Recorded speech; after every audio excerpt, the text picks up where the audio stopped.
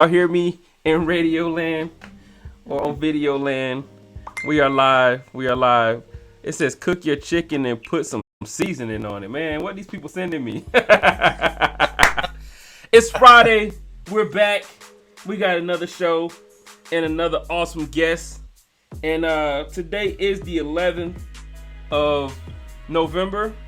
And if you know anything about the military, it was today is Veterans Day. It used to be called something else. So any of my guests that's inside of the room, if you guys know what today was originally called, man, put it in there and let me know. But shout out to all of our veterans out there, man. Past, present, and future. All of you guys serving, I just want to say thank you. We appreciate everything you do, everything you did. yeah, I've been studying too much, man, with this master's. Doctor's class. Yeah, I definitely been off. But yeah, man, I just want to say thank you. You can see on the screen, Happy Veterans Day. If you didn't know it was, you probably got a few more hours where you could go out there and get you some free food, some thank yous, whatever. Not that that's what the day is about, but it's a blessing anyway that they're doing it. So if you're a veteran and you don't have anything to eat, you don't know what you want to eat, man, going around the corner, I'm sure it's about 4 or 5 restaurants, and they are looking for you. Going out there. So, moving from there, my guest tonight. My guest tonight is he's an awesome individual that I got to meet through networking. We got Sergeant Cindy Ho in the building. Happy Veterans Day, Papa Gift. Man, happy Veterans Day to you, my military brat child. But we got my guest is the Chief Diversity Officer for Augusta University Health System in Augusta, Georgia, right here where I am at. He's been guiding life for Augusta University Health for 28 years. That is longer than most of my guests have been around on this wonderful green earth and blue. He served as a patient representative, a staff chaplain, and associate director of spiritual care prior to his current role as the CDO. He's dedicated his life to inspiring and challenging people to be their best every day. He is originally from New Orleans, Louisiana, but now after 28 years, he calls GA home. He said, "What's up, Stash? What's up, Inspector Nacho? Hey, appreciate all you guys coming out. And I want to introduce to some and present to others none other than Mr. Brennan Francois, or Pastor Brennan. What's going on, sir?" Hey, good to be with you tonight. Yes, indeed. Yes. You ready for this? I'm ready for this, man. I've been looking forward. I've been waiting all week for Friday night. I've been waiting too, man. It's about to go down. Yeah. So you was just telling me you went to the premiere of the Black Panther, and you said it was awesome. So you recommend that we go check it out? I look, normally when we go to a movie at the hour we went to Black Panther Wakanda Forever, we generally fall asleep. The movie was so good, we actually stayed awake for the whole movie. Oh, yeah, wow. No, it's worth the watch.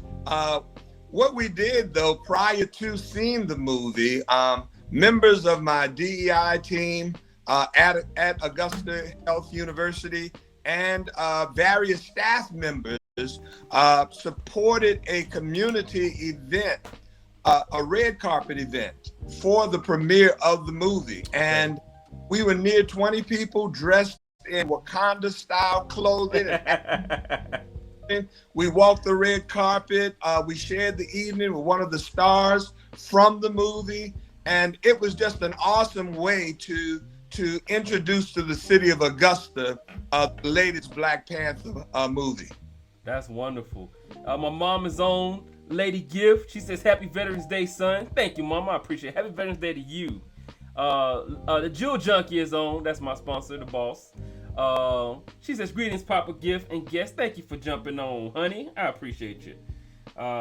So look, I'm trying to go see this thing. I'm scheduled to watch it tomorrow with my brother. If he has a situation, anything happens, I'm gonna have to drag my wife down and watch the movie. It's supposed to have been a male's, the fellas hanging out, So we're gonna see if I can get them out there. Praying that we can get them out there. We don't get to hang out as often as we would like. So, yes. Well, it's worth a watch. Okay, all right. So it's Friday night. I did not get paid, not yet. All right. So, Pastor, look. Tell us, who are you? Where you from? And what do you do? Well, my name is Brennan Francois, and if you know anything about Francois, you know that name hails from the Cajun South. Cajun. So I'm originally from New Orleans, Louisiana, 17th Ward. Most people know the 17th Ward because of people like Lil Wayne and rap artists like him. But that's where I grew up. Spent the first 20 years of my life in the city of New Orleans, and that's where I cut my teeth, and that's where the path for my life was originally paved and carved. Okay, so what was the that was a lot of hip hop legends coming out of that area. What kept you from going down the rap road? Well, now if I dated myself, I left New Orleans before most of those artists were born. Okay. Master P and some of those New Orleans legends. When I was growing up, it was Fats Domino and Louis Armstrong. Okay. so I go back to the 50s and growing up in the 60s. Those are my days. But my children, they'll remember those more recent rap artists from New Orleans. Okay. And you guys what kept me from that? Growing up, there were lots of influences in the city of New Orleans. There was crime, there was drugs, there were gangs. I remember growing up in a neighborhood in Hollygrove, the 17th Ward. I remember growing up seeing drug use and abuse every day, prostitution every day. Yeah. I saw all kinds of the negative sides of life. It was just around us, and it was a part of what we naturally and normally saw. But for some reason, and I do know what the reason is now, my brothers and I were insulated from that. We actually loved going to church, and we went to church regularly. Church became our community. And if something was happening at church, it trumped what was going on at school or what was going on in the neighborhood. We made sure we were there. And so I grew up in church, and I loved good music that came from the church tradition. I absolutely love good preaching, and I still do to this day. And that's what I grew up with. And so that shaped me and carved me. And I know now that God was preparing me for something along the way. But at the time, he had us in the incubator getting us ready. And so I have two brothers, Benjamin and Byron. Benjamin is a year and a week older. Byron is 11 months younger. And Benjamin's a minister in Slidell, Louisiana, just on the North Shore of New Orleans. And Byron's a pastor in Lawton, Oklahoma. Oh, wow. Serving a lot of military brothers. Yeah. That's awesome. So you guys, all of y'all out there, you're shepherding. Yes, we are. Yes, we are. That's good stuff. It goes back to those roots. I think I grew up in a home where we weren't made to go to church. We just enjoyed it. Okay. I mean, we legitimately enjoyed the people, the experience, and it's in us. It's who we are. Mm-hmm. It's part of our natural fabric. So no surprise that both my brothers are ministers, that I'm a minister, and that we're living our lives in a way that is a drawing people, I should say, to Jesus Christ. That's awesome. So what do you do here in Augusta now that you're a fellow Georgian? Yeah. So I actually moved to Augusta in 1994. What brought me to Augusta was adversity. My marriage failed, and my former wife was from Augusta, Georgia, and we had children, and I wanted to make sure our children still had the benefit of both parents. And so Yeah. I moved to Augusta too, not knowing anybody but my in-laws. And when I got here, I didn't know, nor did I think I would be staying. But after coming, it became clear to me that this was a great place to raise children. It was a great place to build a career. And the people here just embraced me and embraced my family. And I found myself falling in love with the people of Augusta, Georgia. And so I started out at the Medical College of Georgia, now AU Health, as a patient representative. Okay. The year I hired as a patient representative, the hospital hired their first paid chaplain.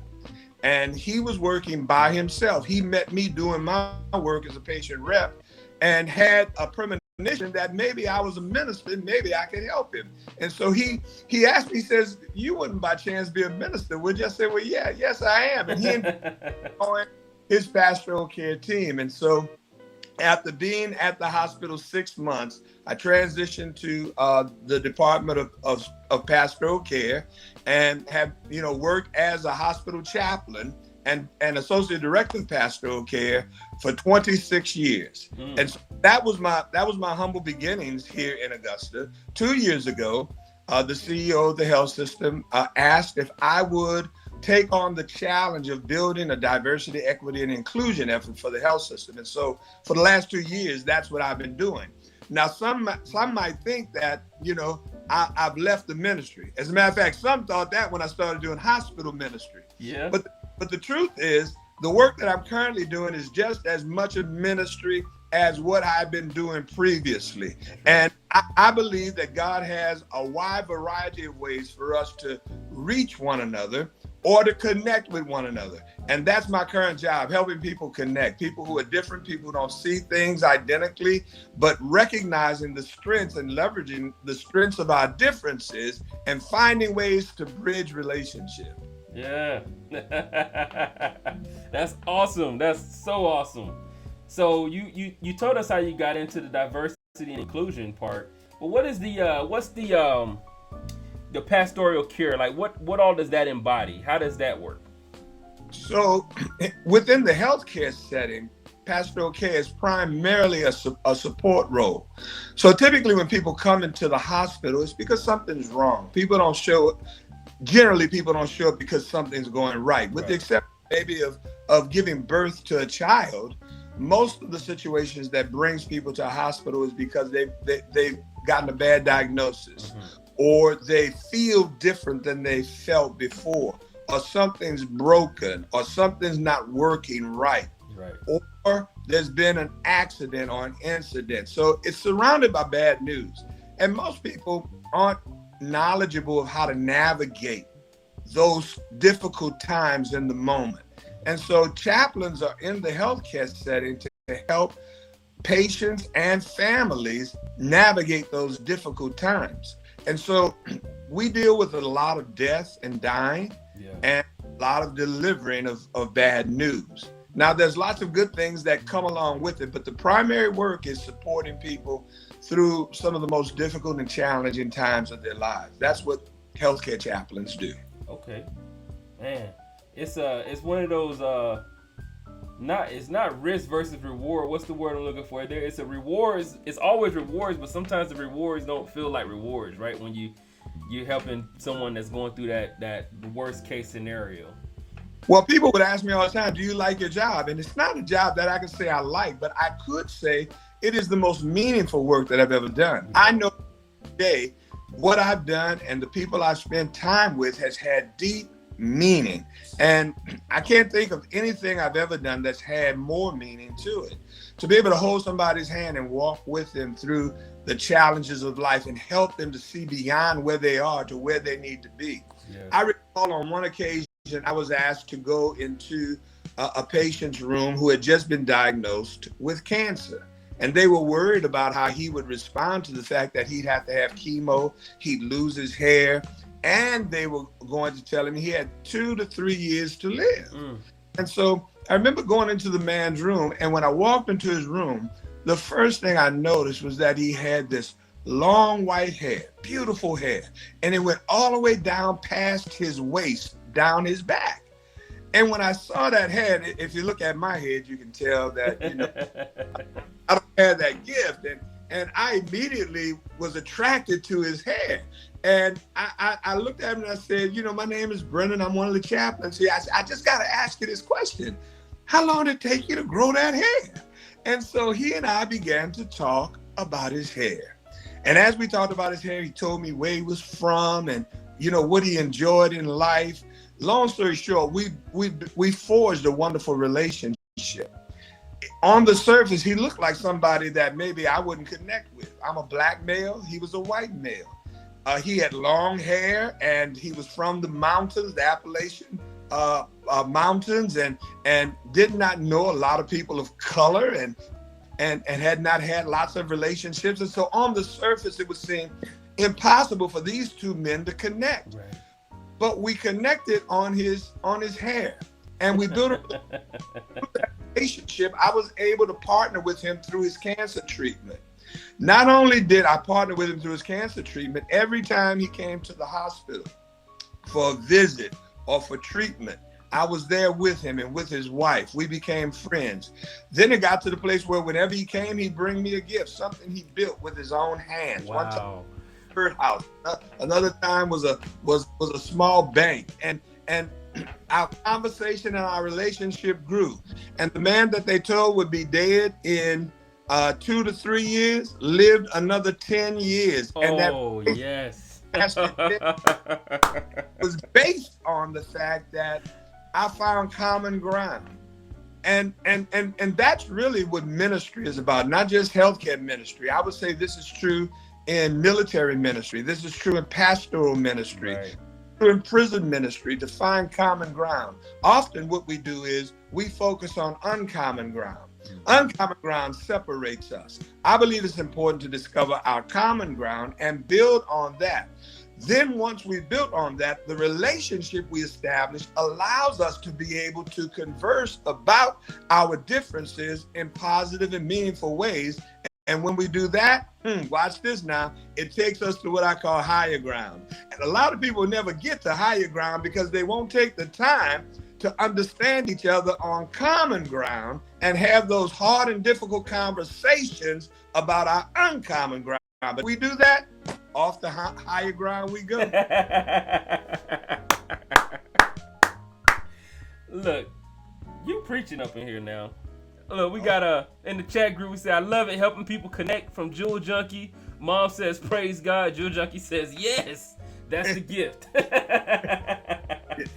Yes, it is. And I love that. And and for me, it's not a chore. It's they say Christianity is something you go to do. And I say, no, it's something I do as I go. It's a part of the rhythm of life. Yeah. And when we begin to practice that in our relationships, practice the power of connection, and that requires listening and having empathy. And often, we tend to, the sinful nature wants to be best, wants to be first, wants to be on top, wants to be in charge. But to connect, you really have to take time with people and listen and understand. And when we do that, we'll discover that we can be friends with anybody. That's right. Anybody. Isn't that crazy? It's funny that you tell the story, because I've experienced that exact thing. The gentleman wasn't going through the same thing, but we were in the military. A lot of service members have experienced this, because you have people coming from all over the world, from different walks of life, and then they smash these guys and gals together, and they be like, y'all gonna be best friends, and they're like, I've never seen it. I've never seen one of your kind before. Whatever that kind is, purple, right, red, yellow, green, right? And then over the course of experiencing life together, they're learning about each other, and then they grow this bond that is almost inseparable. It's like, I have friends all over the world who maybe when we first started out, we didn't have anything in common from the outside. And now it's like, man, I made a comment one time. I was walking out of the store, and you know, during that time of the year, there are young people out there selling stuff, right? And so I got to the car, and I made my little funny post, and then I drove home. And by the time I got home, my post had got a lot of hits on it. So the post was, "Oh, they got me. They jumped me on my way out of the store and got me, took me for all my money." And you know, I was talking about the Girl Scout cookies.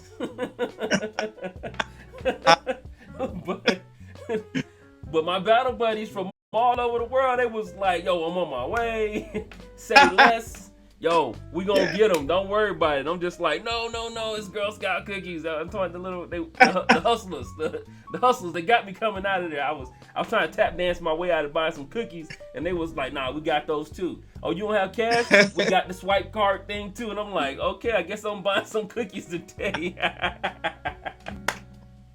But it's just beautiful that, you know, that the relationship part of it, that diversity and inclusion, you know, and all of the training that we get, you know, it really does help. They don't have the best mode of, you know, ushering the connection, but when you smash together long enough, you know, eventually you will. But I love the way that you did it. Yo, how long did it take you to grow that hair? That's awesome. Yeah, and you know, and I don't want to give a Pollyannish a thought to what we're talking about. It's not always easy. Mm-hmm. There are times when building relationships is painful, hard, and requires sacrifice. Right. And I'll tell you an experience. I was speaking. This was almost 3 years ago now, at an event in Evans, Georgia, at the Lady A Amphitheater, this huge outdoor amphitheater. Okay. There was this event that a group invited me to come speak for. The trouble was they had never met me. They heard about me from people who said he's a good speaker and he's the kind of person that, you know, will engage your audience and folk will walk away, you know, energized. And so they invited me to come and speak, but they didn't know who I was. And when I arrived that day at the Lady Antebellum Amphitheater, I went backstage to where program participants generally go, because I've spoken there on a number of occasions. And when I walked back into the room, I spoke to everybody that was there, and then I went to the restroom. When I came out of the restroom, I opened the door, and face to face with me was a police officer, Columbia County police officer. Wow. With two other police officers behind him, one of them with his hand on his gun. Mm. The one directly in my face said, "What are you doing in here?" And my immediate thought was, well, it's a bathroom. I mean, it would seem one of two things was going on. But it wasn't the moment for humor, because this wasn't very long after George Floyd's situation. Oh, yeah. And so I said, "Would you mind if I sat down?" Because I was a little nervous. And he said, "You have to leave."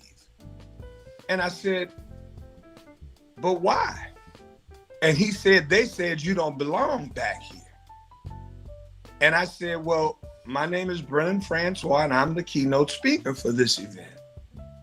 And when they heard that I was the keynote speaker, they said, "Oh, we're sorry. If we'd known you were the speaker, we'd have never called the police." And I'm like, "Well, why didn't you ask? Or why was it a problem that I used the bathroom?"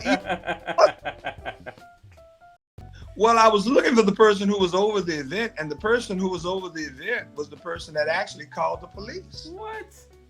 And I was angry. I was really angry with him. And the only thing he said to me was, "Well, if you don't want to speak, you don't have to." That was his response to this situation. And my response to that was, "Oh no, I'm speaking." And I did. But when I was done, I was so emotionally drained that I actually, as I walked away, started crying, physically crying. And I went home and I thought, I know these people are going to call me and apologize for what they've done. And I waited, and there was never a phone call. Oh, wow. And I just couldn't take it. So I called the guy that invited me and the guy that called the police on me and the guy that did not apologize. And I said, I think it's important you and I get together and talk. And he said, fine. And we met at a local restaurant and we sat down. And within the first 3 minutes of talking, he said, I didn't do anything wrong and I'm not apologizing for anything wrong.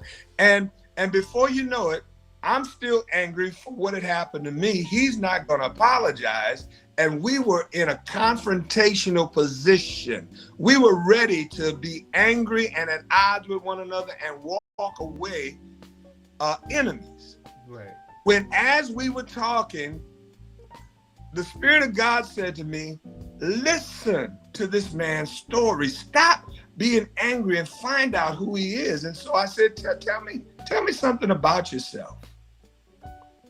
And that man began to tell me one of the saddest stories I'd ever heard in my life. He talked about how he didn't have any friends. He was a pastor, but he had no true friends. He talked about being estranged from his children. He had talked about how in his business life, nothing was working well and he was losing money. And the more he talked, the more my heart was broken. And I thought, this man doesn't need my lecture. He doesn't need my chastisement. This man needs a friend. Right. Said to him that day, I said, I think you and I ought to meet once a week and have breakfast together. And he and I met for breakfast every week, once a week, from January of that year until November of that year. And the reason we did not meet in November was because he had gotten sick. He had gotten sick with COVID. By December, I was sick. January, I'm better, and so I called. And when I called, his wife says to me, I was getting ready to call you. And I said, why? What's up? And she said that her husband had died. Oh, wow.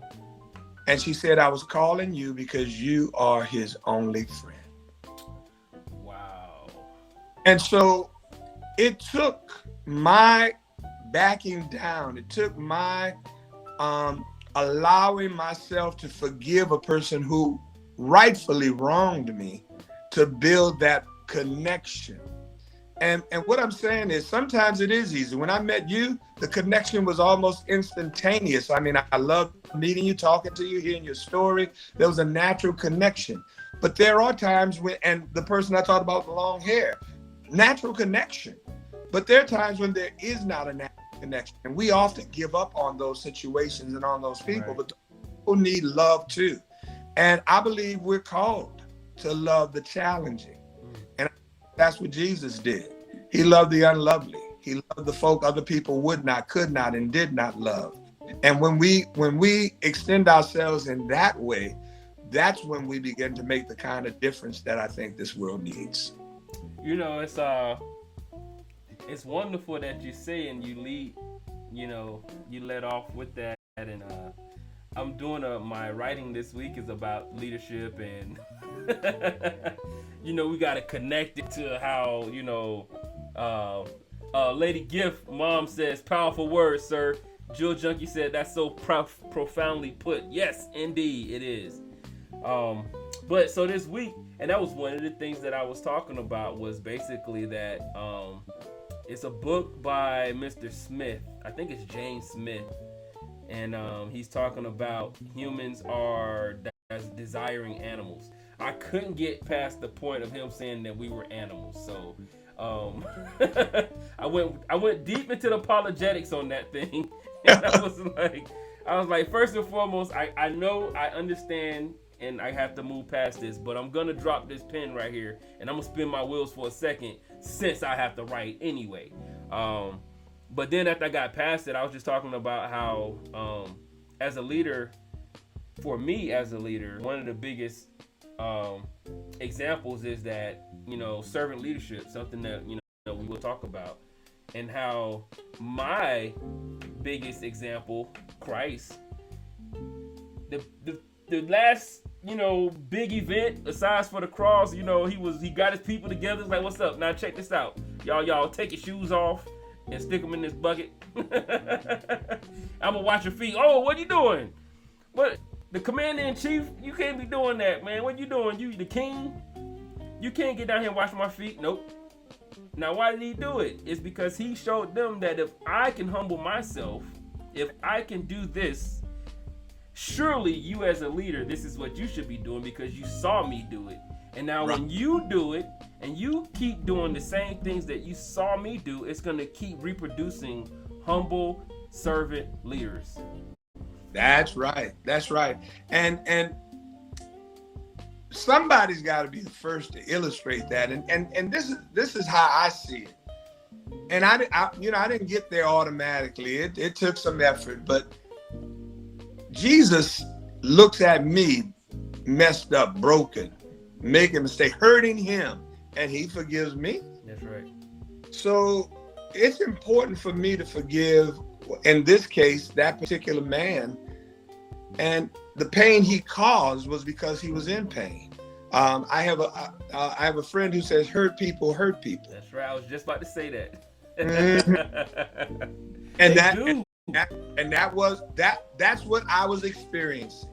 And he didn't know any people of color. He had no relationship with people of color. And all he could think was, when I went into the bathroom or the restroom, was that this guy doesn't belong here. Why? Because he didn't look like me.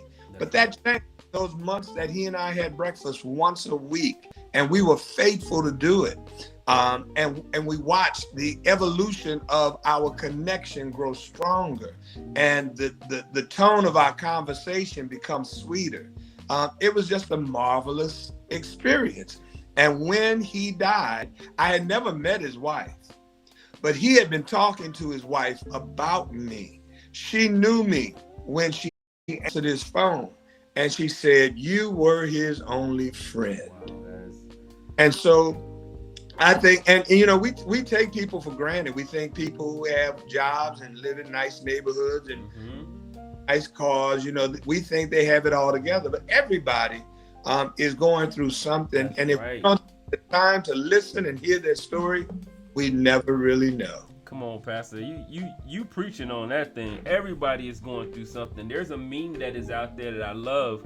I think I actually saved it. It says, don't wait for, it's basically the essence of it is, don't wait for like a special moment to be nice to people. You never know what battles people are facing, and just your smile, your kindness, your kind act or look or words could be exactly what they need to get past it.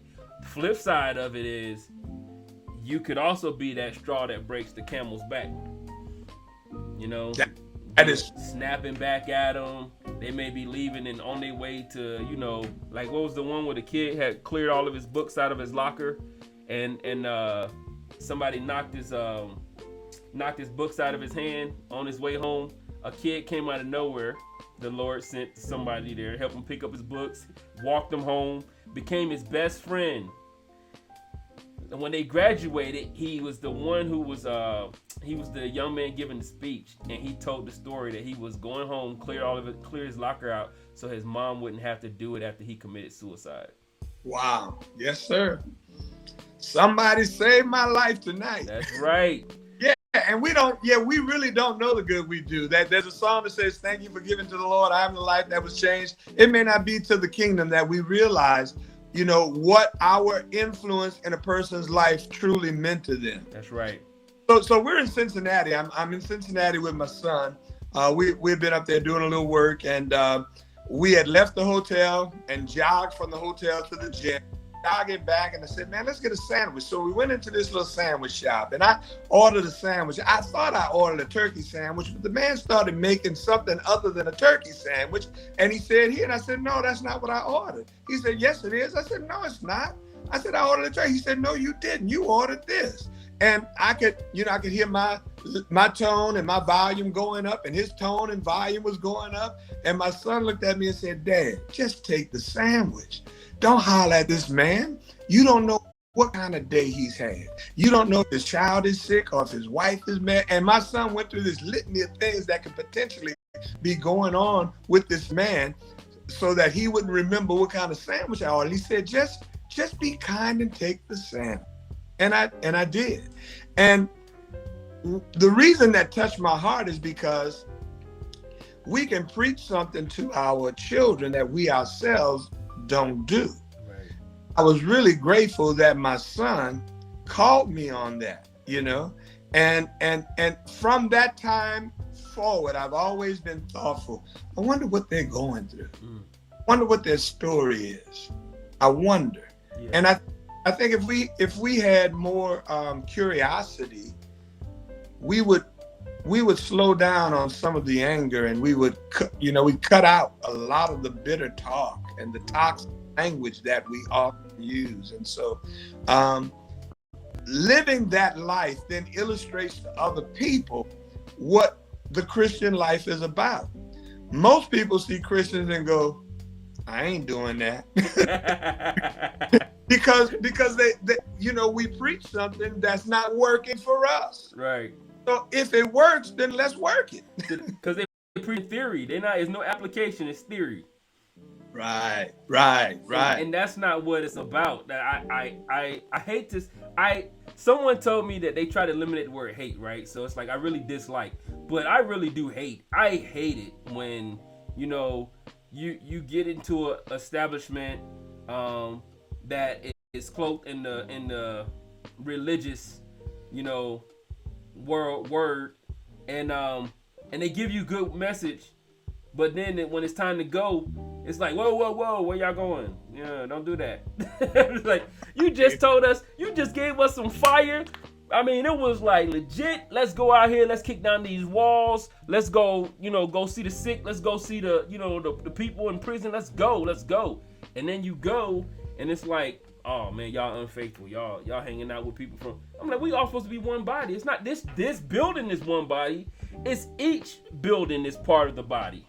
Yeah, that's what I thought it meant. Yeah. Let me share a little something creative with you that helps illustrate that, if I might. Come on. It goes a little bit like this. It says, when day was done, I knelt to pray and prayed, dear Lord, bless everyone. Lift from the saddened heart the pain and let the sick be well again. And then I rose another day and carelessly went on my way. The whole day long, I did not try to wipe a tear from any eye. I did not help to share the load of any brother on the road. I did not even go to see the sick man just next door to me. Yet when day was done, I knelt to pray and prayed, dear Lord, bless everyone. Lift from the saddened heart the pain and let the sick be well again. And as I prayed, into my ear there came a voice which whispered clear, pause, hypocrite. Whom have you tried to bless today? Don't you know that God's greatest gifts come by those who serve him here below? And then I hid my face and cried, forgive me, Lord, for I have lied. Just let me live to see another day.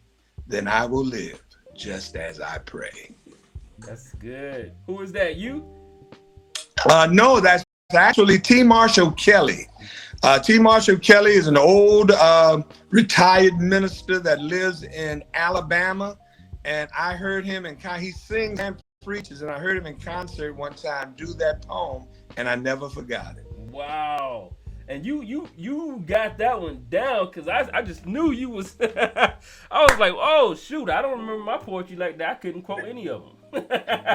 well, I have loved poetry from the time I was a little kid, and so I memorized when I was just maybe 9 or 10 years old a poem by Robert W. Service called "The Cremation of Sam McGee," and that poem is probably 20 stanzas long, and it tells a long and very intriguing story. Okay. But there's something about poetry that speaks to me, and I write poetry, okay. And I use it in my public presentations because I do think it captures people's attention, yes. And it tells a story. And Jesus was most effective in his ministry when he told parables and stories. And so poetry, stories, a big part of how I communicate. Yes, because it's that wordplay and the imagery. People can relate and connect to what you're saying. I love it. Yes. Yeah. Look, Jewel Junkie said she was sharing a similar story with Lisa in high school. Thanked her for being kind to her in school. She was unaware that she was being bullied. Let me find out. I'm gonna go find them. I don't care if it's a. Let me stop. All right, being kind for no reason goes a long way. Absolutely. Bravo, my God. Aunt Penny, your coworker, says this is good. Priscilla. What's going on, Auntie? How you doing? Love you. Jewel Junkie, it was the voice for me. Laugh out loud. Yeah, like he went into poetry voice, right? We had to start doing this number right here. Hold up. Come on. Oh yeah, nah. Yes, sir. Yeah, I got more poets. Matter of fact, I have a gentleman that's coming on the show. He's about to release his book of his story, and it's in poetry. So he'll be on next week. And you know, I was trying to get do a little open mic deal. You know, some poets are so reclusive that you know, they don't do their stuff. Or it's just they won't go onto the stage. Funny thing though, I would go on stage and attempt to rap, as my wife would say. And that's just poetry over a beat, right? So I don't know. So I was thinking about, you know, doing something like once a month where, you know, have poets or, you know, storytellers come on and give us a piece of their God-given gifts. Well, I think that creative mode of communicating is very appealing to people today. And you're right. You can do it to a beat and call it rap, or you can do it in other genres and call it spoken word. But I do think that it communicates and paints a picture, creates imagery, which communicates. And some people learn better that way. That's right. There are others who learn, you know, a particular way. I told you starting out, we grew up going to church. Some of the best preachers, you know, I heard when I was a kid. And it was because they had this natural ability to tell stories and pull us in. Yeah. And we wait, you know, after we heard a sermon, we couldn't wait till the next week to hear the next sermon. And even now, I can tell you sermons I heard when I was a boy. Oh, that's awesome. I was stuck in the mud. I'll never forget it. Man, that's good stuff. And the way you put it, it makes more sense. Yes. All right, so we're going to pivot. Let's pivot into the diversity and inclusion. So last week, we talked to Dr. Green, your counterpart. Yes. And he's in diversity and inclusion as well. So in your own words, what exactly is diversity and inclusion, and why is it important? So I'll put it this way. If everybody in the world looked like me, acted like me, dressed like me, ate like me, talked and walked like me, I might think that would be a wonderful world, but it wouldn't be. It would be mundane and boring. You know, so when God created the world, he created it with all of this wonderful variety and diversity and unique beauty. That's right. And so diversity, equity, and inclusion is about acknowledging and recognizing those differences and how those differences create this interesting world in which we live.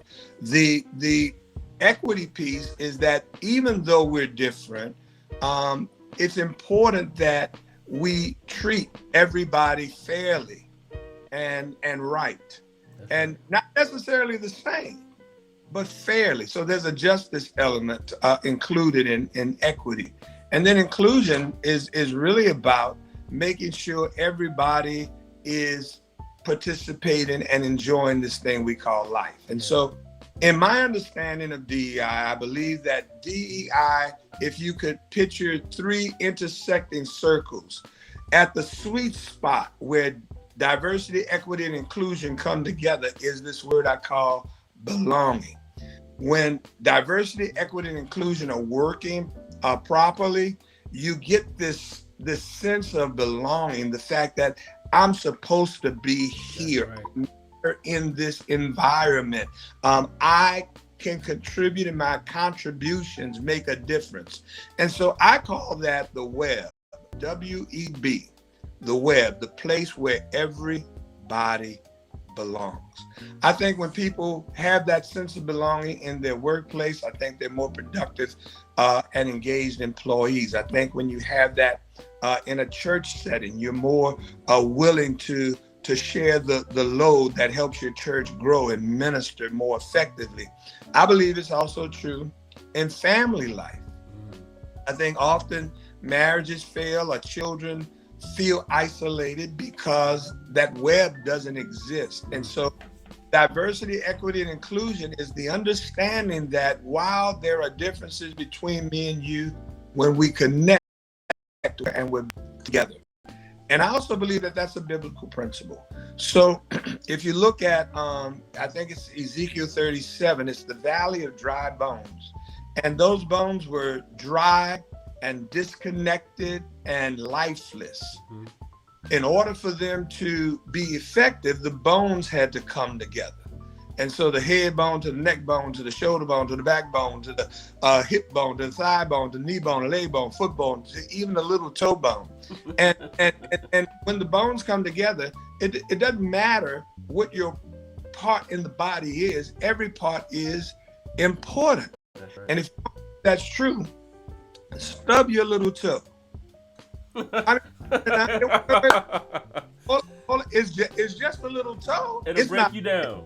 It's not a heart. It's not your eye. It's not your brain. It's just your little toe. But when you every part of your body becomes concerned about it, your eyes become concerned because they fill up. Your concerned because they buckle. Your hands become concerned because they go down and caress that little toe. That's right. So your body's trying to tell you that when we're connected, everybody matters, no matter the size or the responsibility or the gift. That's what diversity, equity, and inclusion is about. It's about helping everybody recognize their place and their level of importance in the world in which we live. Look, I'm gonna tell you that that's confirmation, because my daughter came into the office yesterday and she was like, "Dad, you can't walk without a big toe or a little toe," and I'm like, "Yes, you can." And she was like, "No, you can't." And she's looking at her feet, and I'm like, "Where is this coming from?" She must have stumped one of them jokers, and I wasn't thinking about it. I was like, "Yes, you can." I mean, well, it'll be a little bit difficult in the beginning. You'll be off balance if something happens to one of those members, but you will adjust. It'll take time, but you can function, but it won't be normal. Your body will go through some type of recovery period. So everybody, every piece matters. I love it. I love it. I love it. So you working in diversity and inclusion, that puts you in the church. It puts you in the school. It also puts you inside of some of the nonprofit organizations. So are you what nonprofit are you working with, and what do you guys do? Well, I'm currently serving as board chairman for an entity called the Purpose Center. Purpose Center. And so the Purpose Center is located in inner city Augusta, and the primary reason it exists is to help introduce young people who see, like I did growing up, crime and drugs, and their thoughts are the only way I'm going to make it in life is if I commit a crime, or if I sell drugs, or if I'm an athlete. Yeah. We want to show them that they were born with purpose, and that there are plenty of options once you discover what your purpose is. And so from the Purpose Center, we expose young people to an array of careers and skills and options related to education and intellectual understanding. We also introduce them to the recreational side of life, and so there's basketball and other sporting events. There's a gaming center for folk who like to do these electronic type games, and then there's traditional type games like ping pong and pool and foosball and so forth. Okay. From the Purpose Center, we also have a podcast studio and a recording studio. And you mentioned it earlier, this generation of young people absolutely have a gift when it comes to creating content and creating music, but they don't have a location or a venue to be able to do that. Well, the Purpose Center has a first-class recording studio and a Grammy-nominated artist who runs that studio. Come on. And so we're helping young people explore their gifts and talents in that way. We also have a community garden where we teach young people how to grow healthy food. We have an industrial kitchen at the Purpose Center where we teach them how to prepare healthy food. And we're teaching them entrepreneurial skills so that they know how to earn money and manage money and invest money. Yes. And so those are the things that are happening from the Purpose Center. And we're mighty excited about, the current presence of the Purpose Center and the future of it. Man, that's awesome. I know we talked a lot about it. I'm looking forward to getting down there and walking through and partnering with you guys. I mean, I get more excited about it when I talk about it, but even more so excited when I hear you talk about it. I'm like, shoot, let's go, let's do it. We're gonna do it the first Friday in November. Okay. Well, wait. Now I don't know. I may have to rethink that because you're on this every Friday. I'm on. Yes, Friday night. Yes. Okay. Right now till the end of the year, we have Fun Friday every Friday from 6 to 8 p.m. at the Purpose Center. Okay. Yeah. And you know what? I don't know. Maybe we could do that and you could do your show from the Purpose Center. Yeah. Yeah. Broadcasting live from the Purpose Center. I love it. There you go. I mean, we've got the environment for you to be able to do that. Well, that's awesome. I think that's a date right there. Look. All right. Look, Jewel Junkie. She said, "Look at God." Mom says, "Wow, that's awesome." That is awesome. I was just about to say, when I was talking about it, the Jewel Junkie was like, "Man, I'll go down there too." So we have, I don't even know. Yeah. So I'll share a partial of it. I'll talk to you about it, the full. One of the visions or our desires is to start something very similar to where you guys have and what we're doing right now with the Dream Center. Our vision was both of those combined, and then God brings us here to Georgia and we partner up with both. So it's, nothing happens by accident, right? No. Nothing happens by accident. Look, Joseph had a dream. I'm sure he didn't know he was gonna get thrown inside the pit by his brothers en route to his brothers bowing down to him. This ain't working the way I saw it in my dream. I probably should have shared that dream. So everything works out the way that he has it planned out. So that's awesome. So what else do you guys have? What do you have going coming up? What are you doing? What do you have coming up? And how can the people get involved and help out with the that nonprofit, the Purpose Center? So right now we are looking for support for our Fun Friday nights. In January, we're going to launch our after-school program. Okay. And we're looking for folk who will tutor and help with the after-school program. We need coaches to help with the athletic portions of it.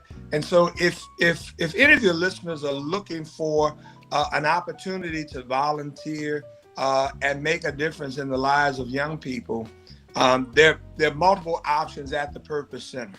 So starting in January 2023, the center will be open 5 days a week, and then occasionally on weekends for special activities, but 5 days a week after school to ensure that our young people in these inner city environments have options other than the most positive, watching television all the time, to the most negative, running the streets and committing crimes. That's right. We got Mom, Lady Gift says, I would like to check it out as well. All right. You may have your first team, sir. You may have your first team. I was trying to see if, and I'm on my phone, so I can't pull up on my phone, but I want to give you a number that you can text, or your listeners can text, and I'll send that to you, and you can after the broadcast. Okay. Awesome. Yeah, we'll definitely put that on there. So, you're sitting seat as the director? So I am the board chair. Board chair. Of the Purpose Center, right. The CEO of the Purpose Center is Unique Mackey, And I'm not sure if you've met him, but he would be an outstanding person to have on your show at some point moving forward. Yes, sir. Unique is the lead pastor of the church that I'm a part of, Chosen, in Georgia. The COO, the Chief Operating Officer, is a young man who came here from Minnesota. He's the Grammy award-winning artist that I was mentioning earlier, and his name is Devron Mitchell. So Devron is at the Purpose Center every day. He's the person that's running the day-to-day operations of the Purpose Center. Because it's a nonprofit, we established a board. That board helps to run the Purpose Center, and the board consists of community volunteers who use their wisdom and expertise to help move the Purpose Center forward. And so the Purpose Center, like with Joseph, started a dream, and now in a little over 2 years, we have a building that we have renovated and have officially launched, and we're quite excited about what happens. We have young people who are ready to come in, and it's proven every Friday night. We do need adults who are willing to commit to the program and support these young people. Yeah, that's good stuff. So you already hit one of the pros and cons of operating a nonprofit organization. Is there any other things that I know some of the pros is you get to see these young people and come in, and then you see them grow. What are some of the other pros and some of the cons that you have experienced in that field? Yeah, so you're right. First of all, seeing young people come into purpose and recognizing that their life does matter. I don't know if you've ever thought, why would a kid take a gun and kill another teenager? That's right. Because they don't see their own value or the value in the life that they just took. And so when you see a young person rather, beginning to think, my life does have meaning, there is something for me to do, that's just an amazing experience. Secondly, to create something is phenomenal. And so some of these young people go into the studio and they create these musical projects, and it's something that lives and something that people can listen to. It's something that can be played on the air. That gives the kind of joy and excitement that I just can't describe words. But to see your work come to life, that's just amazing. That's right. And what was it, last month, October, one of the young people, I think this young lady is 13, she actually had a debut concert at the Purpose Center. Really? Where she did live all of the music that she had recorded while working at the Purpose Center. Wow. And there were maybe 80 people that turned out to hear this young lady. Wow. Concert. And so suddenly what she had been seeing on television, she was seen from the stage. And that transformed not only her, but all the other young people who are in that particular program at the Purpose Center. That's right. And so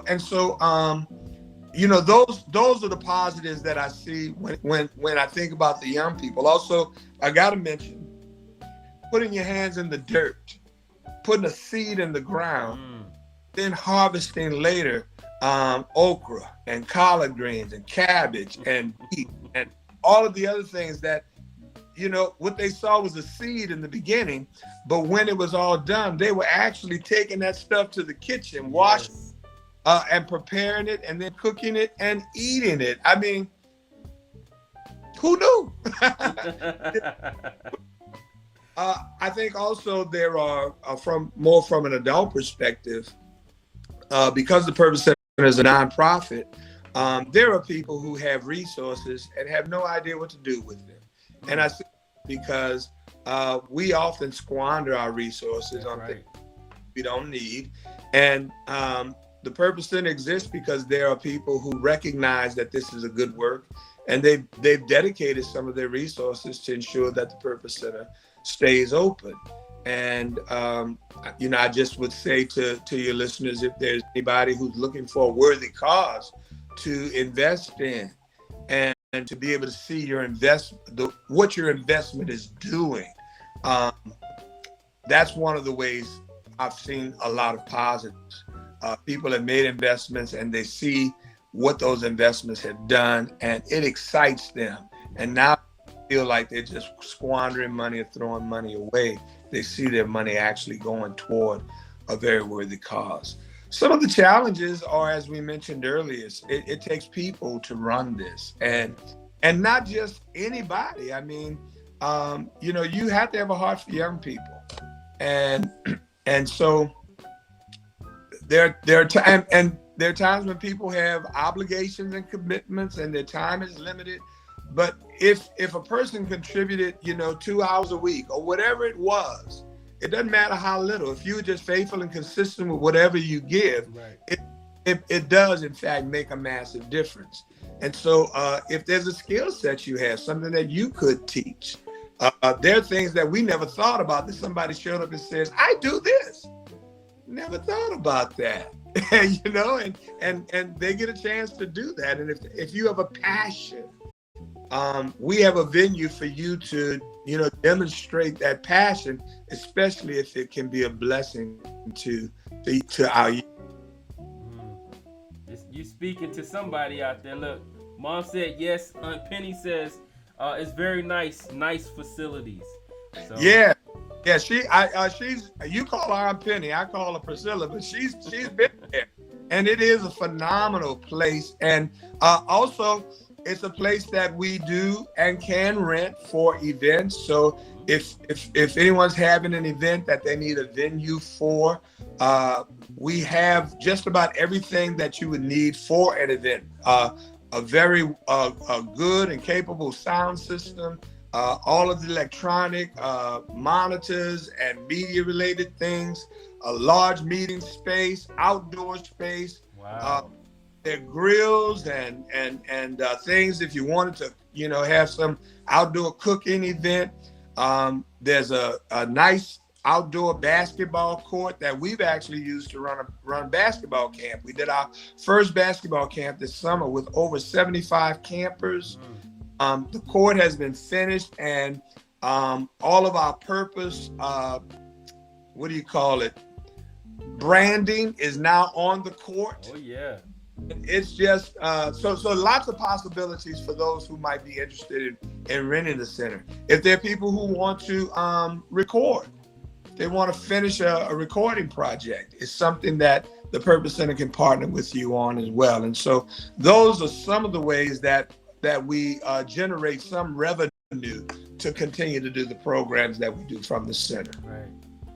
Okay, man, that's a lot of stuff.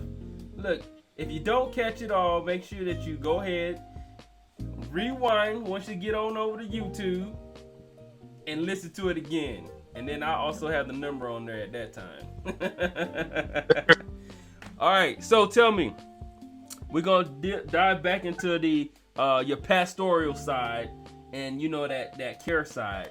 How did you manage your faith while you were serving in some of those difficult situations that may have conflicted where they saying that it's okay, but on your faith is kind of nah, I don't really like that too much. How did you manage or when you seen or witnessed some of the inside of there where it wasn't the best situation that came in? It wasn't like it was a natural health thing where it was just something that developed based on your life experience, where it was something that happened, a person did something and caused something, you know what I mean? You face those situations. How did you manage your faith and yourself going into those type of situations?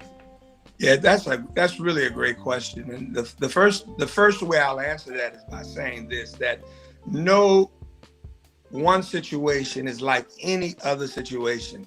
And if you are the type of person that has to compare and put things in categories, healthcare ministry wouldn't be the right ministry for you. Mm-hmm. It's really important to take every person and every situation as its own, because there are dynamics in that situation that are unique to that situation. Mm-hmm. But that situation are unique. And so that's one of the ways that I've been successful. I've been able to recognize the uniqueness of every person in every situation that I come in contact with. Now, you asked another question in this context, and that is, what happens when a situation maybe is contrary to my own personal beliefs or convictions.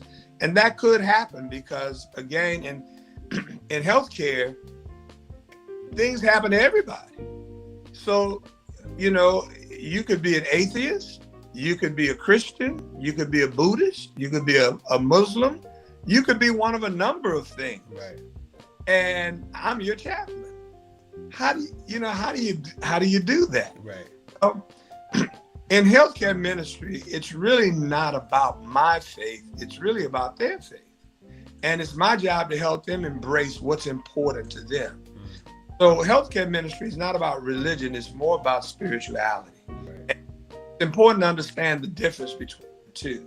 So religion is a set of guidelines or a belief system that we choose to follow. Spirituality is about what's meaningful to you. And so in healthcare ministry, when a person comes in and they've got some bad diagnosis, that's not the time to try to convert them or change their way of thinking. Their mind is on that. Their mind is on what's happening in their body. And so what I is, what feeds your soul when you go through hard times? How do you get through, or how do you manage difficult times? It's my privilege to help them connect with what's meaningful to them. Yeah. Now, occasionally you come across a person who doesn't have any faith or spiritual foundation. In those situations, I might be privileged then to introduce them to something. But for the most part, it's my job to help people connect with what's meaningful and important. Yeah. And I'll share an experience that I know when I do, some people will be like, man, I wouldn't have done it that way. But I was called to be with a patient who's dying. And when I walked in the room, this male patient was actively dying. His spouse was holding his hand and grieving the fact that their husband was about to die. And when the husband died, they just lost it. And they cried and grieved profusely at the loss of their husband. And I was with them throughout that entire experience. I held their hand, I comforted them, I helped them through that very hard time. The rest of the story, as Paul Harvey would say, was this. The man that died, his spouse was another man. And there are some people who would say, how could you be with a homosexual? But the truth is that man didn't hurt any less than anybody else who loved somebody that died. That's right. And they needed a chaplain. And it wasn't my job to judge them or to change their habits.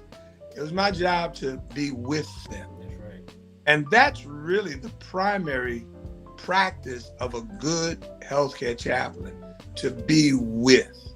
Now, if somebody asks me, what do you believe or what's important to you? Then I have an opportunity to share what's important to me. Right. And like they said to the disciples when they asked, can any good thing come out of Nazareth? And they said, well, come and see. I may say, come and see, and I'll invite them to come to Chosen and see for themselves. That's right. Shout them out. That's a humble boast right there. Come on out to Chosen. And there are times when people come and they stay, and there are times when people come and they say, not for me. Mm. And so not making it about me when I'm doing ministry, because it's not about me, it's about the person that I'm serving. If you're a good healthcare chaplain, you're able to make that distinction and serve in ways that really make a difference. And here's the caveat. So when you minister in that way, and particularly in a city like Augusta, you're going to see those people again. And whether you remember them or not is immaterial. They will always remember you. That's right. They'll remember how you treated them. And that speaks volumes. And so when I say I'm a Christian and they remember that I treated them with grace and with kindness and with love, they then have a good indication of what a Christian is. That's right. And so that's how I manage my personal faith in connection with my professional life. That's good. That's Ambassador 101. You know, it's so crazy because when you're telling the story, I'm thinking about all the many times that the Pharisees and Sadducees and disciples is like, "Yo, we're not supposed to be with these people. Jesus, what are you talking about? We can't hang out with these." He's like, "This is who I came for.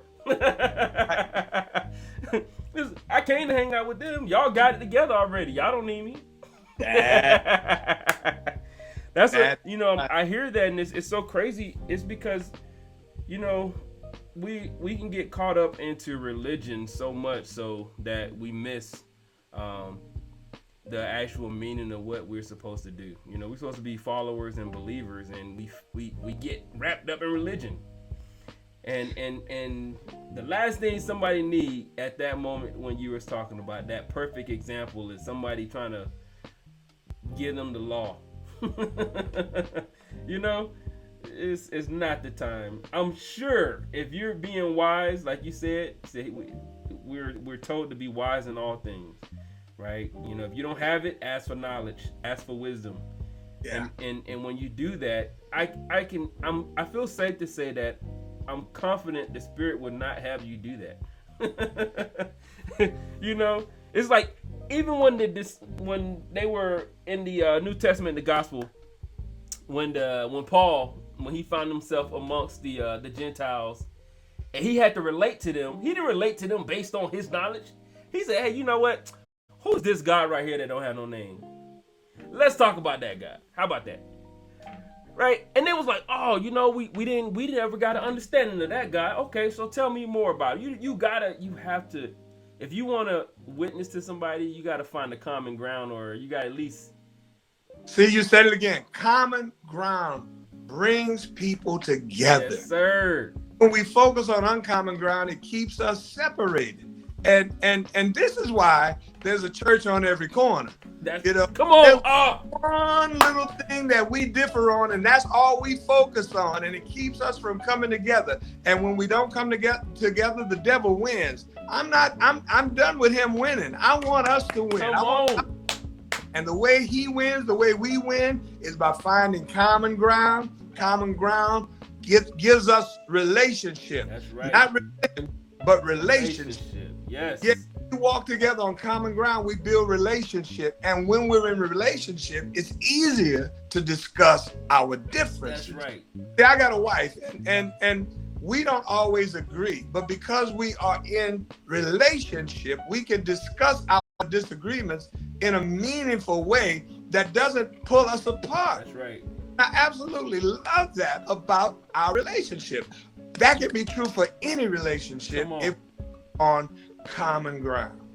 Yes. Woo! That'll preach, won't it? Oh, it just did. It absolutely did. All right, so we're gonna pivot again. What is a leader, and you know what makes a leader effective? Yeah. So a leader is someone who has the power to influence. That's what I believe a leader is. A leader has the power to influence, and influences for the good. And there are many qualities that help to create the person we might call a leader. But I do believe one of the key qualities, the key characteristics, is an ability to communicate effectively. I think good leaders are good communicators. And in order to communicate effectively, it's important to read, and it's important to understand the psychology of people. That's right. So is servant leadership and faith important in the role of leader? You know, I think that, you know, there are multiple leadership styles, and some work for others better than some do. And I think it's important to know yourself. I think before you can lead anybody, you got to understand who you are. That's right. I you know, when we are out of touch with ourselves, when we're unhealthy and not knowledgeable about who we are, it's really difficult to instruct or to lead anybody else. And so one of those preachers I told you about when I was growing up, I heard him say once, you can't lead where you don't go, and you can't preach what you don't know. And I take that to mean I've got to make sure I have a healthy understanding of who I am and what my challenges are, and what guides me, what gives me, the resilience and the strength to keep going. When I invest in me and understand me, it prepares me for whatever my leadership style is. Now, I, like you, subscribe to servant leadership. I believe that it works because it's based on example. I'm not telling you what to do. I'm showing you what to do. That's right. Showing you by the way I do my life. And so that's what I subscribe to. I think for a person to get to servant leadership, it takes time, and it takes understanding yourself and being willing to work on yourself, because there are other forms of leadership that you could exercise and they will work. But if you really want to make a lasting impact that changes the people you're leading, I think servant leadership is the answer. That's right. That's right. So what book has had the greatest impact on your understanding and execution of leadership? So there are two books I'm going to mention, and one is an old spiritual book called Desire of Ages. Okay. That book is written by a lady named Ellen White, and I remembered as a boy seeing that book, and I just started yawning. I mean, I did. It just looked like a boring book. The Desire of Age. The Desire of Age sounds like it take a long time to read. But then when I went to college and I took a class called Life and Teachings of Christ, and on the reading list for that class was this book, Desire of Ages. And I said, after putting it off for a couple of weeks, I said, I'm just going to go sit outside under a tree and I'm going to endure this book for as long as I can. I sat under a tree, and when I looked up, I was 30 chapters into the book. Wow. I could not put it down. And the book is about the life and teachings of Jesus Christ, the greatest leader to have ever lived. And that book was introducing me to a person who understood how to manage men in particular. A book that helped me to understand how to manage your dissenters, those who are against you, those who are working against you. And as a leader, you're going to have adversaries. Not everybody is going to be on your side. Not everybody's going to agree with you. How do you manage that? Well, that book taught me how Jesus handled the Pharisees, the Sadducees, and the religious leaders of his day who were constantly out to get him and trap him. It taught me sacrifice.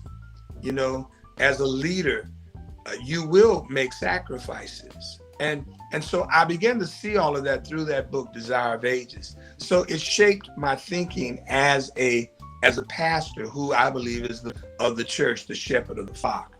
The second book is a book called Crucial Conversations. And that book is a book that helps you to be courageous in talking with people about situations in life, in business. And often when we talk, we avoid the hard stuff. Right. We steer around it. We try not to dive into it. I've learned in my professional life and now in my personal life, because I was doing it professionally but wasn't doing it personally. But I've learned both professionally and personally to put the hard stuff on the table and to deal with it up front and to not let the chips fall where they may. But as we address and discuss problems, it leads us to better places to remedy and find resolutions to problems. And so those two books have really shaped how I do leadership. Okay. And now I'm comfortable talking about the uncomfortable. And I think that's what ultimately the health system saw in me when they thought about who could lead DEI. DEI requires multiple difficult conversations that often people don't want to have. And to be able to have those conversations and still walk away, not being confrontational, but walking away side by side, shoulder to shoulder, hand in hand. That's right. Having critical and crucial conversations teaches you how to walk away in peace rather than in discord. Right. Yeah, that's what we the Jewel Junkies and then came in with the baby banner. But that's one of the things that we're the nation has to understand is that just because we don't agree doesn't mean that we are at odds with each other, right? We can be best friends and not agree. And after we disagree, we can still go out and have coffee, tea, lunch, breakfast, hoop, whatever. We do not have to agree on everything. I really hate the fact that we are still in this, I'm not political, but I just hate that we're divided from the top. You know, if you're not red or blue, you know, something's wrong with you. I'm like, you starting off with us being divided. We're supposed to be one nation under God, not one nation divided into two and then four and, you know, all this other stuff. You know, I just really dislike that part, and I think that, you know, there's a lot of stuff that they need to change. Someone asked me the other day, well, are you Republican or Democrat? I said I'm American. I think I confused them, and it was like, no, but what? I said I don't agree with any of them. I look at who that person is and what they're talking about, and if they're talking about making the community, the state, the country better, that's who I'm gonna go with. If you're not talking about that, if you're talking about what that person did wrong and you're mudslinging out the yin yang and all this other stuff, you're probably not going to do what you say you're going to do anyway. So, you know, let me go with this person who no one's heard of. And this is why, you know, you can lead in a variety of ways other than servant leadership. We rarely get true servant leaders on our governmental stages, and I think when we do, we'll see a different form of governmental coming together. That's right. So tell us, is there a person, individual or people who's had the biggest influence on your execution of leadership? Definitely. So it started, you know, as a kid with my uncle Purnell. He was a funeral home director and well-dressed. He directed the choir at church, and he taught us from a young age to understand Robert's Rules of Order, that everything should be done decent and in order. He taught us that you know, there's no family in business. You know, you separate business from family. That's right. Business, you have to be business minded. So I was getting that from Uncle Purnell when we were just preteens. You know, we were 7, 8, 9, and 10, and he's talking to us about those kinds of things. And as a businessman and always well dressed, he set, you know, an example about image. And so he was one of the first people that taught me about leadership. And then, you know, as I grew older, there were a number of pastors that I admired, but I primarily admired them because of their ability to communicate so well. Mm-hmm. But when it came to that next level of stage of leadership, there were several people that God connected me to. One is Robert Johnson. Robert is a university president in the great state of Massachusetts. I met him in 1986 when I moved to Ohio, and he's become one of my best friends. Okay. But he has helped me by challenging me in my leadership directives. And he's been a mentor and an encourager. And, he'll ask, what are you reading? Have you read this? And he'll challenge me to look at authors and books that to introduce me to ways of thinking that I'm accustomed to and seeing from a perspective that I may not have had. And so those individuals have been paramount in the shape and informing. So I've given you the beginning and I'm giving you the present. And in between, there are an array of people who've contributed to my developing leadership style. Okay. Yeah, I know it's usually I know that it's hard and you don't want to say like all of these people and forget somebody. So if your name wasn't said, don't get butt hurt, as we say in the military. It's okay. These are just a few. I usually say, I was asking about your Mount Rushmore of leaders, but then I asked somebody and they were like, oh, well, if I say this person, I was like, well, I didn't mean for it to be such a deep question. It's just when the first thing come off the top of your head, the people that's right there. I'm thinking mom, dad, granny, Jesus, something quick. But I guess some people really they don't want to offend anybody. So I'm like, okay, but yours is really good, and I like the detailing. And for me, it would go without saying. My dad certainly taught my brothers and I a lot about leadership. Mm-hmm. Anybody who knows me would know my family connection when it comes to leadership. They wouldn't have known my uncle. That's why I mentioned him. I think most people would know Robert and that connection that know me. But I would add my brother Ben, my brother Byron, my cousin, my twin. I call my twin cousin Cedric. My friend Wayne. I mean, I do. And I could give you 3 or 4 more names. My Mount Rushmore wouldn't be dozens of people. There are probably 8 to 9 really key people who have poured into me consistently and been with me at every juncture of life, meaning when I was on the mountaintop and when I was in the valley, people were there because they were showing me like, just because you're in the valley doesn't mean you're not the leader. That's right. Jesus walked this lonesome valley. He had to walk it by himself. Nobody else could walk it for him, That's right. And you keep walking that valley and you're going to walk on back out onto the mountain. And I've had people consistent in my life who've helped me with that. And again, I think that's a big part. I think a leader has to have a level of resilience because you're going to get knocked down.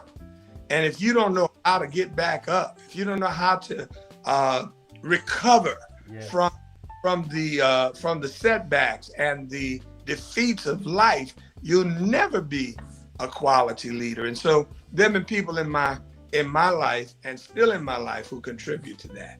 That's good. So we got permission to jump into the time machine, and I just need to know, we're going back in time. Who would you like to hold a conversation with and why? Oh, wow. That's man. If I could go back in time, who would I have a conversation with?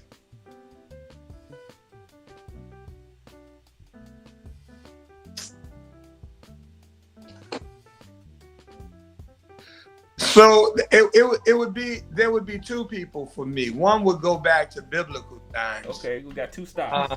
If I went back to biblical times, I would want to have and spend time with a man named David. Ooh, King David. King David or David the shepherd? Yeah, that one. Hiding in the caves? Yeah. Oh, yes. So David's life and his relationship with God, I just admire. And it's because, like me, David wasn't perfect, but David was loved, deeply loved by God. God called him a man after his own heart. Right. And it was because whenever David realized he had messed up, David humbled himself and after his experience with Bathsheba, when Nathan said, "You are the man," he wrote Psalms 51, create within me a clean heart, of God, and renew a right spirit in me. That's right. So you know, he really did have a heart for God, and I'd like to know how that was developed, because that's what I want. I want to love God like that, and I want God to love me like that. That's right. I just think that would be, you know, phenomenal. And then beyond David, I love sports. Okay. And I love good athletes. And there was an athlete that I admired, and he had a stellar track and field career. But in the aftermath of his success, you know, he had to deal with the challenges of this world, and that's Jesse Owens. Jesse Owens, come on. Yeah, Jesse Owens. I admire him for the way he handled the struggles of that Olympics in Germany in front of, you know, Hitler. Come on. And how he still managed to, you know, bring home 4 gold medals, and then come back to America. And though he is celebrated and decorated as an athlete, never got the notoriety and recognition back home because of the color of his skin. That's right. I'd love to just jawbone with him about those kinds of challenges, and I'm not sure he managed all of them well. Maybe he did. I'd like to know more of his story from his perspective. Yeah, that's good. All right, so give us your leadership philosophy, and we're gonna jump into the lightning round. Okay. Well, when it comes to my philosophy, I have a mantra that says I'm gonna make it. I don't know how, I don't know when, but I know I'm gonna make it. And that's what I believe as leaders. I may not know all the answers, I may not have all of the strategies worked out, but given time and through prayer, it's going to happen. That's good. And I had to back up, because we can't leave without allowing for you to do a little humble boasting or bragging and a shameless plug. So anything you want to shout out, Augusta, you want to shout out Pure, wherever, you know. So you got your humble boast and you got your shameless plug. Well, I'd like to just share, and I don't know if you mentioned this, but I am an author. I've written 3 books. The first 2 books, my first book called Hang in There. Hang in there. Yeah, persevering through the pressures of life, persevering on your quest for success. My second book is a weekly devotional of 52 weeks of dynamic living. Okay. And the third book is called Fresh Manna. And I co-authored that book with my brothers and my twin cousin. I was going to do that book by myself, and I thought, I wonder if my brothers will join me in this. And so I asked them, and they both said yes. And the book is it's going to be on the Gospels, Matthew, Mark, and Luke. And then I thought we ought to do John too. So I invited my twin cousin to do John. And so Fresh Manna is a book on reflections on the Gospels of Matthew, Mark, Luke, and John. And if you don't have a copy of one of those books, you'd want to give me a call and pick one up. They'll encourage you and they'll bless you. Yes, sir. Yes, sir. I want to shout out my children. So God has blessed me with wonderful children. I have 6 children in my life, 3 that are mine and 3 that are my wife's. So my 3 children, my oldest, Jackie, lives in New Orleans, Louisiana. She's married to her husband. We call him Fat. And his real name is Robert, but he loves going by Fat. And they have 4 children there in New Orleans. And my daughter's an entrepreneur and a pastry chef, and just a wonderful young lady whom I adore. My oldest son lives here in Augusta, Georgia. His name is Jamal. He has a son that's 9 years old named Saint. Keep them in prayer. They're going through a tough time right now. But I believe it's because God's got a special anointing on him, and God's great things for him. Yes, sir. Audience of praying folk, and I just want to put his name in the atmosphere so that folk can pray for him, that all things will work together for his good and to God's glory. Yes, sir. And his son, Dominique, he lives in Atlanta, Georgia, and all three of my children are entrepreneurs. They all have their own businesses. Two of the three have bought their own homes. They're making waves, and I believe the reason God has blessed me in life is so that I can illustrate and demonstrate to them the blessing that they're going to be. I believe they have much more power than I will ever have, helping and hoping that God will unleash that power in them. So, that's my shameless plug to my children. So on my wife's side, her oldest son, Cy, he's in the Air Force, making it a career. Okay. He'll be with us next week, he and his wife.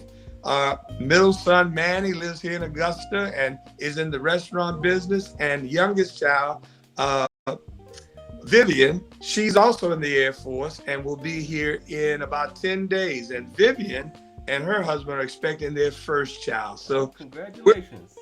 For Thanksgiving, we'll have most of our children here, and I'm quite excited about it. That's awesome. That is awesome. We're trying to get all our kids here. My son, he was here for look, this dude, he do them turn and burn so much. He'll be in and then he'll be like, all right, gotta go. I'm like, you just got here. I'm out. I gotta go. I gotta get back to work. I'm like, all right, well, it's nice to see you when we can see you, but in person. The beauty of technology is you can get on a video call, but it's nice when you can sit down and laugh. We were downstairs laughing at my wife because she was saying something, and I'm like, finally got another dude in the house to at least admit to what I'm saying has some type of legitimacy to it. And she's like, not my baby, no, not you too. I'm like, it's not, it's a fact. Yeah. I'm not just saying this, honey, it's legit. But yeah, it's a wonderful thing to have your family, and Oh yeah. Man, yeah. I'm looking forward to it. Okay, you ready for this lightning round? If I wasn't ready, I better get ready. All right, we really don't go as fast as for this one. Look, let's go. Okay. All right. What are your top 3 songs played right now? My top 3? Yes, sir. Oh man, and this has got to be fast. If you look at my playlist, I am eclectic in my music, and I've got such a wide variety of songs. So I really couldn't give you a top 3 because I just listen to I really do listen to everything. Okay. Well, what's your favorite genre? I think gospel still is my favorite genre. But I have come to love country music, and especially if it tells a story. Oh yeah. Like there's a song called "Live Like You're Dying," and I absolutely love that song. Yeah.